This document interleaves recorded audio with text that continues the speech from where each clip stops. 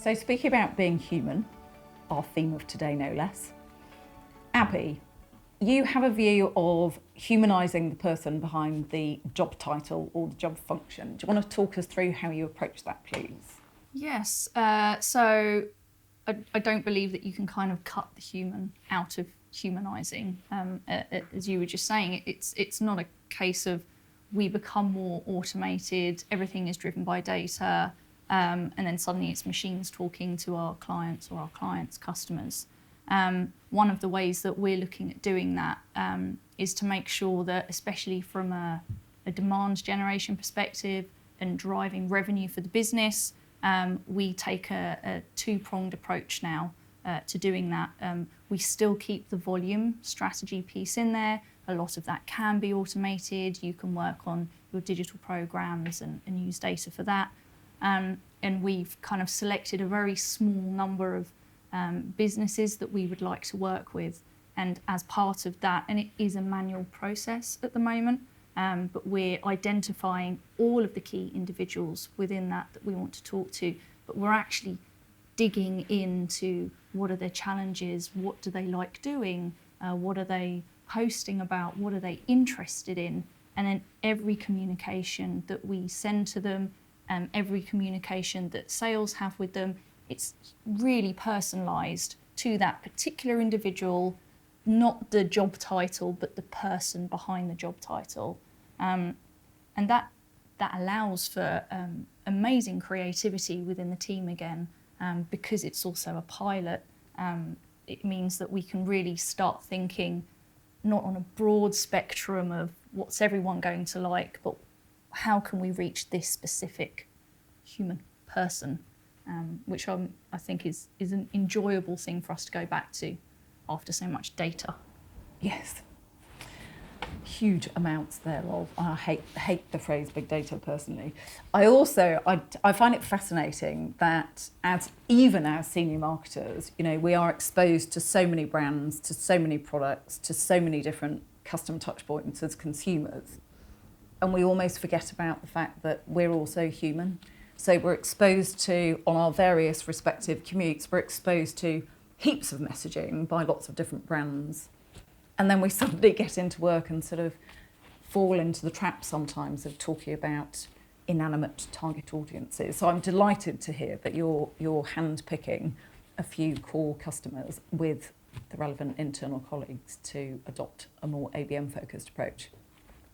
Anamaria, I'm going to come to you next. Building on from that, does that mean that the ideal B2B marketing team now and in the future looks very different? Does it require a different set of skills? Yeah, I think it does. I think first and foremost, you can't take away the fact that we've got data, and it's a way of looking at people and the personas and the behaviours, etc. So for me, the evolution of the role of marketing is allowing us to look at the data, use AI, and look at track people's buying behaviours and patterns that wouldn't necessarily be at the forefront. And also putting back onto the human spin of that is that marketeers, going to the point that you made, Sophie, was around the relationship and also the networking. Those are new skills that I think are really important in marketeers today. A lot of businesses in the corporate world are partnering up with competitors and with partnerships. So marketeers, we have to manage that relationship, we have to network with those, and then added the fact that we're still in this technology world, so it's a balance of both for me. And what about, Sophie, I'm going to come to you if I may. In that sort of much more human-focused approach, given that the ecosystem of decision makers that we're targeting in B2B is often really, really complex, how on earth do we speak to each of them as individuals in a human way and in their own language, depending on their job function? Yeah, absolutely. It has to be a different conversation, or at least a tailored conversation at the minimum, dependent on who you are speaking to. We hear personas bandied about quite a bit in B2B marketing. I personally don't like the expression. I like to be referred to as a person, not a persona. But I think it's very important that we don't forget that. I think the MarTech stack can go a long way in helping us deliver that, but we do need to be careful in terms of how that's used, and we can almost kind of go too mad with it. In as much that I think I read that there was over 5,000 marketing technologies now available to us. Terrifying. Yeah, and I suspect it's actually kind of a lot higher than that, right? But you start layering and layering these technologies on top of a marketing organisation, and very quickly it becomes complex in itself. So you run the risk of that not actually helping us to have the right conversation with the right people at the right time in the right place. So keeping that kind of human perspective in it, understanding who we're speaking to, on what level, is a continual challenge for our organisations today. Matt, is it a challenge for you guys? To what degree do we use tech versus keep the human approach? So one of the key issues of the fact in B2B marketing, where inevitably or you're selling technology or something which is technical, is that you run into the danger of focusing on the product. And I'd actually argue, the product marketing group, there's a perennial issue there, right? Because we start with the product too often, where we should be actually starting with who do we actually want to talk to? Who is the buyer? What are their business drivers? But what about the individual emotionally? Because a lot of folks that use technology, buy technology, part of the reason for doing it is to help them advance in their circumstance, in their business, et cetera, et cetera. So you've got to tap into the emotional connection. You can't do that if you're just starting with, here's our product, and going out and effectively puking up all of your capabilities all over the marketplace. So that's really important. And I think from a B2B perspective, you've got to be able to answer 3 questions. So the holy trinity of B2B marketing in today's world revolves around who the hell are you? You're not just competing for airtime amongst an increasing number of vendors, but we all work in increasingly busy environments. So you have to be able to cut through. And you've also got to be able to answer the question of why should I care once you've got the attention? And ultimately, you've then got to be able to answer the why I believe you bit. And I think the why I believe you bit we're better at, because that's where your references and case studies and your ROI and all those kind of things. But those top 2, I think, fall into that play of being slightly neglected, and you've got to be able to make an emotional connection. And you've got to work harder in messaging. It can't be, we'll help you, generate more revenue. We'll help you, provide a better customer experience. That's just white noise for folks in the marketplace. And that's why B2B marketing has to work hard. And I actually think it's a transformation in terms of the environment that we're working in today. Where does brand purpose fit into that? Right at the top. So the key at any strategic messaging framework is that as a business, your corporate message and your brand framework has to be set right, and you've got to be able to push it through the funnel right down into the pre-sales environment. Because ultimately, we're all producing a lot more content. Buyers have a lot more access to content, so they will naturally be more knowledgeable about what we do by the time we first actually start talking to them. But it will always come back to, the world is changing, how can you help me adapt? What can you actually do for me? And that's a much more of a personal message versus trying to sell software or trying to sell a B2B offering. So it's a big challenge because there's a lot more creativity required, I think, than going over the last sort of few years, but it's a fantastic opportunity because it means we can go back to some of the basics, which makes marketing great. And I hope we all continue to believe that marketing is great. So Matt, just elaborating on that, if you would please. I know that you also have a lot of B2C experience. So what do you bring from that B2C experience that is applicable in the B2B environment? Sure. So I think if you look at the way consumer markets now operate, we're in the convenience economy. You look at the explosion of digital messaging channels. You look at WhatsApp, you look at how many chats you're on and how we're using messaging now as a two-way basis. So it's really important now and actually vital for companies that operate in the consumer space to be able to talk to their customers like we do to our friends and families, consumers. So there's a big sort of crossover there in terms of the way we use these new sort of channels. And if you look at the technology giants that are now coming into the marketplace, and we sort of talk about WhatsApp and we talk about Apple, they've now made these kind of consumer-based, high-octane digital channels from a communication perspective ready to be used by businesses in the B2C world, because we just work differently. We now live in the smartphone economy. So it is all kind of converging in sort of many different ways. And I think the other piece as well, if you look at the consumer environment, that the marketing and the customer service journey are now one of the same thing. So when we sort of talk about engagement, any business from a consumer perspective that's still communicating with customers and putting do not reply to this message in their service is barking down, is barking up the wrong tree, because why would you do that? Do you ever send a message to your friend and put at the end of it, do not reply to this message? So why would you do that as a business? So there's some interesting dynamics that are happening out in the consumer world that are very relevant from a B2B perspective, and we're seeing lots of convergence because of this. Anamaria, can you relate to that? Absolutely. What I said previously was around the customer changes in the customer buying behaviour is very much mirrored to how we consume as consumers. And for me, just on the point that you made, Matt, was there is the perception out there of a company that can give you, X, Y, and Z. The reality is when you get down to the customer experience, it might be a different matter. And I think that's why, for me, customer experience is really, really important, that it's delivered from when you hear, when you speak about something, when you read about a company, and when you engage with them, it's all the way through to the end of the relationship, so to speak. So it's really important. So what I find really interesting about Computacenter is that your values throughout the entire organisation enable that mindset. Absolutely. Beautifully. Yeah.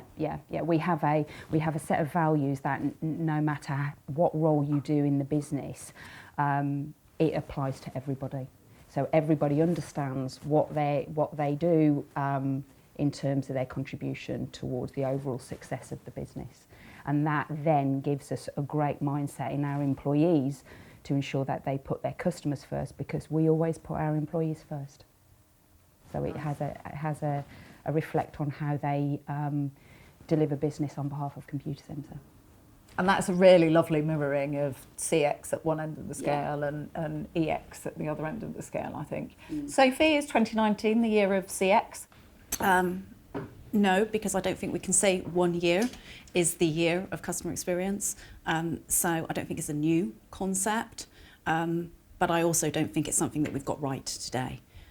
So, there's great case examples of brilliant customer experience. One of the hardest things is to make that repeatable for any organisation. And, as a consumer on the other side of the fence, then, there's times when I've had brilliant experience with an organisation, gone back to it, recommended it, but actually a couple of times later, I've had a bad experience, and then maybe I've had another bad experience. And so as much as an organisation can get it right one time, and that's a challenge in itself, the bigger challenge is then being able to make that repeatable. But yeah, and I totally agree, with Anne-Marie's point around it. It has to be something that's embedded in the whole organisation if we're going to be successful. Yeah. Interesting. Is 2019 the year of anything, Abby? I kind of agree with what Sophie said. I think it's very hard for a year to be the year of something. And I think Anne-Marie alluded to evolution earlier on, and marketing is constantly evolving. CX as a term now is here for us, but it's not something that's new to us. I think it starts to get labelled once more technology becomes available for us to use, but it's not something that as marketers or anyone else within the business is going to be like, oh, we weren't actually thinking about our customer experience before. It's at the core of what businesses have to do. So it's great that we can do more with it now. There is more technology available and people, again, are bringing it into focus, but I don't think it's the year of it. I would hope not, because I would probably fire anybody who didn't remain customer-centric and intellectually curious, which I think are the two core requirements for any decent marketer. Matt, CX 2019, load of old tosh. CX is a really interesting one. In an industry, we've been using customer experience for years, but ultimately, if you want to differentiate, you've got to have, well, first it was great customer service, and now it's customer experience, but it's the same thing. I do think that in the way we sort of apply that focus in marketing, I think it's reflective of what's happening in the industry. Again, it comes back to focusing on real micro segments and how those segments work and how you want to communicate with them and how you provide a service experience as part of that communication. And if you just look at global advertising budgets, they're kind of being slashed everywhere because the big above the line kind of approach just doesn't work anymore. And you've also got that key thing that we've all kind of got in our hands now in terms of the smartphone. And we spend on average 2.5 hours a day looking at it. And if you're not doing it well, people walk into lampposts and stuff, which I'm sure we've all kind of seen, that kind of thing. But that's something very personal to you. It's something about where you are, what you're doing, how you're feeling. And from that perspective, you have to be able to match the communication, the offer on the right channel at the right time. And the technology does exist to do that. I think one of the big challenges comes with when you're working in legacy environments in terms of systems, processes, and that's a challenge for sort of large enterprises. So if you're a business in the B2B sector and you can demonstrate that you can help and you can put a focus on how you can help consumer-facing businesses really deliver for the end user, improving customer experience is a given. It's a fact, though, that a lot of companies this year, although they have a board-level goal of improving customer experience, their actual CSAT scores will go downwards. And that's just not being able to keep up with the world of digital interaction at the end of the day. So it's about the dynamics. I would say it's more about customer experiences just different in terms of the way we want to be served these days. And it's about responding to that. But it's always been super important. Doesn't matter what the hell you call it, right? It's interesting you're citing the smartphone and where would we all be without it. And it makes me chuckle within the context of this conversation around whether 2019 is the year of CX, because for at least 15 years, at least once a year, I think we claimed it was the year of the mobile. Onwards. I'd like to finish today before we summarise, by asking the 3 things that you're most excited about, Sophie. Okay. First thing, the MarTech stack itself. I think, the marketing technology and getting that to work effectively to deliver better customer experience is fascinating and exciting in terms of where it's going to take us. Number 2, the next new industry. I don't know what it's going to be. I could hedge some bets on it, but I think that's exciting. And the 3rd one, I'd have to say what I'm going to be doing in 12 months' time. Because every year so far, I've been wrong about where I'm going to be 12 months later. Good opportunity to continue being flexible and agile, as we all have to at the moment. Anamaria, what are you most excited about? The marketing technology, again, like Sophie said, I think really embracing that and leveraging what it gives us as marketeers. I also like to, I'm excited by the disruptors that are coming into the markets and are playing very close to traditional markets, where, the clicks and mortar, saying that I normally mention is around how, the internet and the retail high street didn't see that coming as a disruptor. I think there's more to come, especially around in media. So that's quite exciting, how I think markets are merging because of the disruptions. And just enjoying marketing for the next 12 months. I really enjoy the role. So I'm excited by the 2 plus the role. Fantastic, thank you. Matt, apart from the Rugby World Cup, for which I have tickets, Yes, I do know that. I'm very jealous. what are you excited about? Yes, so that is one of my three. So, but the other two, genuinely excited about what I think is a back to basics approach in marketing and testing us as true marketeers and readdressing the balance of maybe hiding behind MarTech stacks a little bit too much. So I think that's genuinely exciting. I touched on it already, but the use of digital interaction channels and their evolution, how AI comes into the mix as well. But I think the rich media opportunities that you have on the back of the evolution of SMS and those kind of things allows you to communicate and touch a customer like never before. So I think that's going to be a huge point of development and be really interesting to see what kind of cool stuff comes out in the marketplace, both on a B2B level, but also from consumer-facing enterprises as well. So it's exciting times, I think. I think so, and let's hope so. Abby, what are you most excited about?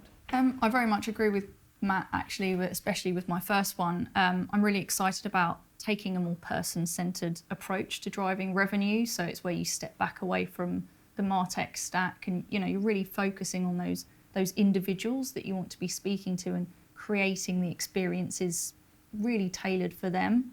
And the second one kind of aligns to that, and it's encouraging more innovation. So actually when you can step back from some of the tech and data, you can become more creative and more innovative when you just kind of go back to basics a little bit. And my third one would be around the global opportunity. And for me, that's not just in B2B, but with B2C. Borderless commerce is becoming increasingly more prevalent within retail. Retailers themselves and e-commerce are trying to keep up and look to new markets and developing markets. And with that comes some really interesting technology and ways that people are engaging and interacting with brands. Thank you. So we're all very excited about marketing, thank goodness, given our responsibilities. We're excited about MarTech, but probably shouldn't hide behind it. We should move away from puking our capabilities as B2B experts by the sound of things and possibly become more B2C. So I would like to thank all of my guests today and look forward to the next in our Hot Topics CMO Roundtable. Thank you all very much.